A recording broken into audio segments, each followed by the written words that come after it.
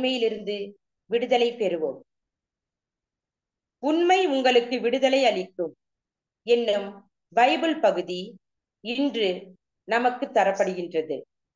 இப்பகுதியில் இயேசுவுக்கும் யூதர்களுக்கும் இடையே விடுதலை, அடிமைத்தனம் பற்றிய காரசாரமான உரையாடல் நடப்பதை நாம் பார்க்கின்றோம். உண்மை என்பது இரண்டு பொருள்பட பைபிளில் காணப்படுகின்றது. சொல்லில், சிந்தனையில், செயல்பாட்டில் நேர்மை, வாய்மையை, இதனையே உண்மை என்று அறிவோம்.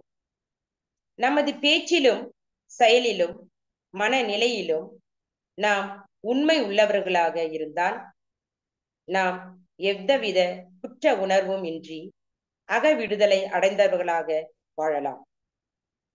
இவ்வாறு உண்மை நமக்கு விடுதலை அளிக்கிறது.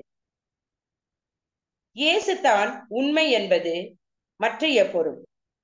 நானே வழியும் ஒளியும் உண்மையும் என்றார் இயேசு. இயேசுவே உண்மை. எனவே இயேசு நமக்கு விடுதலை தருகிறார்.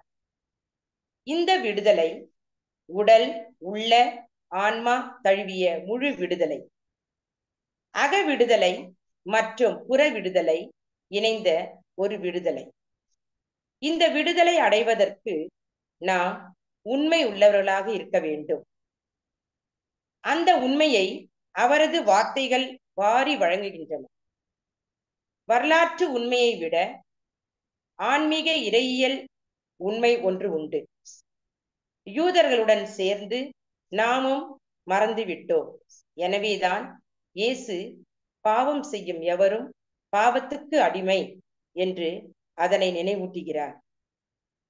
அந்த பாவ அடிமைத்தனத்தில் இருந்து விடுதலை அளிக்கவே தாம் இந்த உலகிற்கு வந்தார் என்பதையும் எடுத்து காட்டுகின்றார்.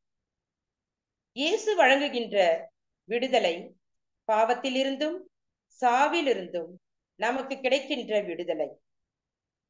கத்தோலிக்கத்தின் படி இவ்வுலகில் நிலவுகின்ற எல்லா அடிமைத்தனங்களுக்கும், அடக்கு முறைகளுக்கும், அட்டூழியங்களுக்கும் மூல காரணமாக பாவமே. அதற்கு முக்கிய ஊற்றாக இருப்பது நாம் சுயநலம் ஆகும். இயேசு இந்த இழிநிலையில் இருந்து நமக்கு விடுதலை தர வருகின்றார். இன்று நாம் பல பாவங்களுக்கும், பழக்கங்களுக்கும், செல்வத்துக்கும், சிலைகளுக்கும் நாம் அடிமைகளாக வாழ்ந்து வருகிறோம். இந்த உண்மையை அறிக்கையிட்டு இயேசுவின் மன்னிப்பையும் விடுதலையும் பெற்றுக் கொள்வோம். இறையோடு இறை அருளுக்காய் காத்திருப்போம்.